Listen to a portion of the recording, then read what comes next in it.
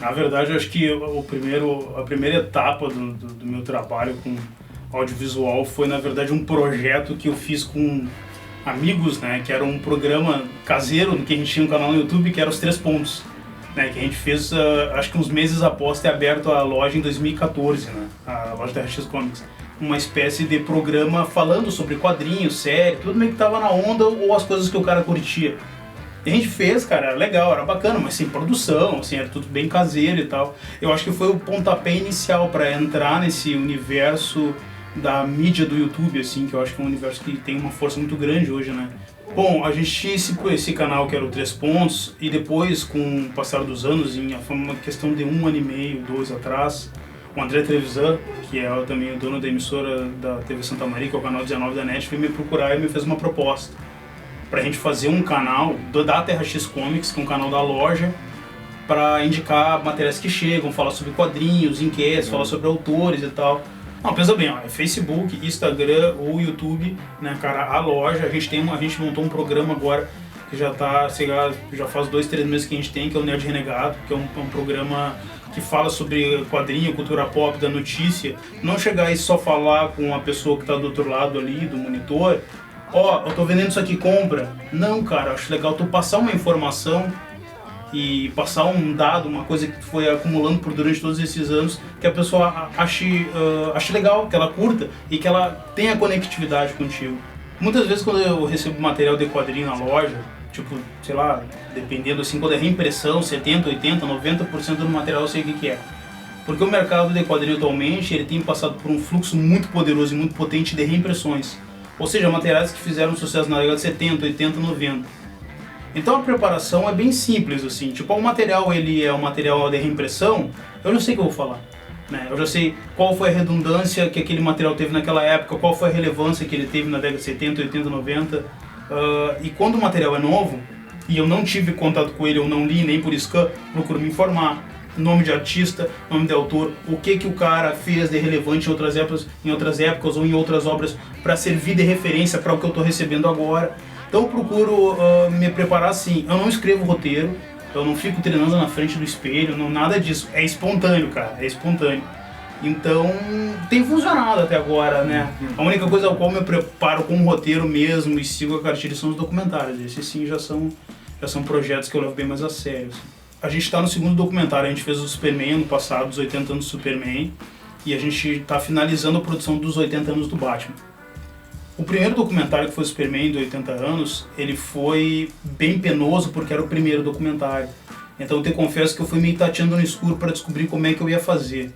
Eu passei por um processo de roteirização que levou de 4 a 5 meses, que era para criar o esqueleto do que seria o documentário, sobre o que ele ia abordar. Cara, esse realmente é tipo desde a pré-produção, que é o roteiro, e depois captação da imagem, ideia de virada e tal, 90% foram ideias minhas. Os outros 10% o André que fez. O André é o meu editor e meu diretor, por assim dizer, o cara que tem o conhecimento técnico que eu não tenho. Eu tenho a paixão, eu corro atrás, eu levo e ele vai lapidando. Não, ó, cara, isso aqui a gente tem que fazer assim. Ó, essa virada tem que ser assada. Ó, vou usar a técnica tal para colocar determinada entrada. E esse é bem interessante que esse projeto ele nasceu da dica do André. O André chegou, cara, o Superman tá fazendo 80 anos de existência. O que tu acha de fazer um vídeo falando das melhores 5 histórias ou 10 histórias? Eu, pá, achei legal a ideia. Aí um dia eu tava em casa e pensei, cara, por que eu vou fazer um vídeo ali indicando as 10 melhores histórias de um personagem que, na meu ver, é um ícone que iniciou uma era, não só dos quadrinhos, mas uma era da multimídia que tem um peso vital para o que é o mercado hoje em dia. Eu pensei, não, cara, a gente tem que fazer um documentário sobre isso aí, a gente tem que falar sobre o cara, sobre a importância do cara, sobre o crescimento dele dentro da mitologia do quadrinho e como ele foi se modernizando de acordo com a nossa linguagem, sabe? Cara, conheço duas pessoas que têm canal no YouTube, né, ambos bem sucedidos também. Um deles é meu amigo, que é o Marcel Jacques, ele em parceria com o Giga, né, que é o Guilherme Roveg. Eles têm o canal Quarto QG, que é um canal muito legal, a edição dos garotos é muito legal. E eles falam sobre tudo, assim, sobre filme que tá chegando no cinema, o Ultimato, Vingadores, colecionismo, brinquedo, enquetes, coisas um pouco mais polêmicas. Teve aquele caso do Crivella e tal, a gente fez um vídeo junto e tal. E tem um canal também de uma amiga minha, que é a Nadine, que é Bela Div Blog, que ela fala também de algumas coisas geeks, mas é mais voltado para produto de beleza e tal. Cara, ela tem bastante inscritos, ela tem acho que quase 5 mil inscritos no canal dela e tal, porque é uma questão assim de beleza e tal, acho que tem uma amplitude mais maior, né? Mais expansivo. Então esses meus dois amigos aí tem esses dois canais que eu acho que são muito legais. Cara, é um caminho que ele não surge assim, tu não lapida ele forçado, ele vai surgindo. Cara, alinhar o quadrinho, a paixão pelos quadrinhos, o audiovisual, a gente tem que ter consciência que muitas vezes as nossas preferências não são as preferências gerais do público, né? Então eu tento fazer coisas que eu gosto de falar, me sinto bem e curto falando, e eu tento passar a paixão no que eu falo com o público que está assistindo, e tento também ter a ciência de que eu também tenho que falar de coisas que de repente não despertem tanto a minha paixão, mas que vai trazer uma conectividade com uma geração que é uma geração que está à minha frente. Eu tenho 38 anos de idade, então eu sei que tem muita geração de gente, gurizada nova que está começando agora, que é uma geração à minha frente, que veio depois de mim, que curte algumas coisas que de repente eu não estou tão antenado. Então o que eu tenho que fazer? Tenho que procurar me antenar para criar essa conectividade com esse público, que é muito importante, porque eu acho que é muito legal o cara não ser saudosista e não afastar o público novo. Não, cara, traz ele pra ti. Nem é pela questão da venda, é pela questão de que o público novo tem que saber, tem um cara que é mais velho que eu, mas pô, a gente tá conectado, eu curto uma coisa que ele também tá curtindo, às vezes até os clientes trazem, me fazem gostar de coisas que eu não tô familiarizado. Cara, como é que eu tento conciliar? Atendimento, né, envio, venda, aquela coisa toda, toda aquela mecânica da loja eu tento conciliar a semana inteira. Não tem como falar assim, ou como eu programar, até terça-feira eu faço a parte mecânica, de quarta até sábado eu não faço. Não existe isso, a loja está vendendo, a loja está gerando, tu tem que estar seguindo, tu tem que estar girando junto com as engrenagens dela. Mas o processo que eu utilizo para dividir a rotina da loja, a rotina das leituras para me manter informado e a rotina das gravações é assim, geralmente a gente grava, o André e eu, a gente grava na quinta ou na sexta. Assim, num estado muito emergencial, não deu para gravar na quinta e na sexta, a gente grava no sábado. Geralmente gravar na sexta-feira é melhor porque quinta-feira chegou o material, aí eu já meio que fui me preparando durante aquela semana para sexta-feira fazer vídeo de dica e novidade. Mas, como eu falei, a gente está com esse processo do documentário do Batman, é muito mais sacrificante, porque aí eu tenho que me dividir entre a loja, entre as coisas que a loja precisa gerar para ela se manter aberta financeiramente, né, para o cara trabalhar, ganhar grana do cara e manter a fonte de renda. Fui trabalhando no projeto do documentário, que geralmente era depois do expediente, fechava a loja para casa e até meia-noite, 1h, né, cara, escrevendo o roteiro do documentário, que foram em torno de 4 ou 5 meses. É bem puxado, cara. Já pensei várias vezes em, parar de gravar pro canal ou migrar as gravações para minha casa. Uma vez até sugeri pro André, cara, quem sabe eu me gravo de celular, depois tu melhora a imagem, faz uma edição. Ele falou, cara, a qualidade vai cair. Eu procuro manter uma vibe boa quando eu vou gravar. Mas às vezes, poxa, uma sexta-feira, passou a semana toda, trabalhou a semana toda. Às vezes o cara respira fundo, a câmera tá desligada, tá assim, gravando, olá, entendeu? Aí tu tem que tirar a força do nada e colar pra galera não ver que tu tá quebrado, né, cara? Tem que passar, isso é uma coisa, né, é desgastante. Mas tamo firme, hein? Enquanto o cara tiver resistência, o cara vai tocando. A pouca resposta profissional foi muito boa. Pra gente ter uma ideia, cara, um cliente meu, o nome dele é Flávio Helmer, ele é engenheiro, se não me engano, lá no Espírito Santo, e ele acho que é um dos maiores colecionadores de Superman do Brasil.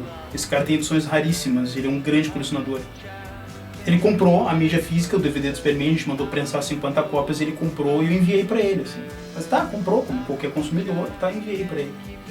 A resposta que esse cara me deu, assim, no WhatsApp, assim, foi um troço, assim, que eu fiquei muito feliz, porque, era um cara que realmente entendia o que ele estava assistindo, era um cara que entendia quem era Superman, sabe? A resposta profissional que eu tive de outras mídias, de outras pessoas, foram só respostas positivas, assim, entendeu? Ganho financeiro não tive nenhum, muito pelo contrário, até gastei mais do que lucrei. Mas a resposta que eu tive, de uma forma geral, foi muito positiva. Uma emissora lá, se não me engano, de Roraima, chamada TV Ali, pediu para exibir o documentário lá. E aí a gente permitiu, né, cara? Eu conversei com o André primeiro e tal, aí o documentário ele passou o dia inteiro, assim, em horários diferentes. E a resposta, quando a gente fez a exibição na SESM, que até o Link tirou as fotos lá, fez toda a cobertura, foi muito legal, foi muito positiva. A gente passou ele na SESMA, no dia, se não me engano, no dia 22 de dezembro, e no dia 23 eu coloquei ele no YouTube. Cara, claro, para muitos é uma baixa visibilidade, mas ele tá com quase 2.500 visibilidades de detalhe. Ele é um documentário de 1h34. Ultimamente, nos últimos anos, dentro do mercado, não só do quadrinho, mas do comércio, do mercado de uma forma geral, uma individualidade muito grande, cara. Parece que é difícil tu alcançar esse espírito de coletividade, né? O material audiovisual atual, tanto o YouTube quanto qualquer outra mídia, Instagram, Facebook, cara, ele é muito potente. Ele é, na minha opinião, atualmente uma das maiores potências de publicidade que existe, assim. Então eu acho que é muito importante o cara investir, não digo no canal do YouTube, mas nesse tipo de publicidade é vital. É vital para que nenhum negócio se fique para trás, né? Cara, o que esperar?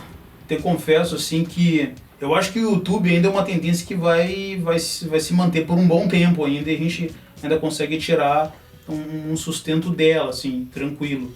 Porque as projeções cinematográficas, principalmente de quadrinho, têm aumentado cada vez mais, e isso tem despertado um interesse gigantesco de todo mundo, assim, de uma forma geral. Então acho que são ferramentas de audiovisuais, claro, diferentes, né, de diferentes proporções e diferentes orçamentos, mas que estão totalmente interligadas, né.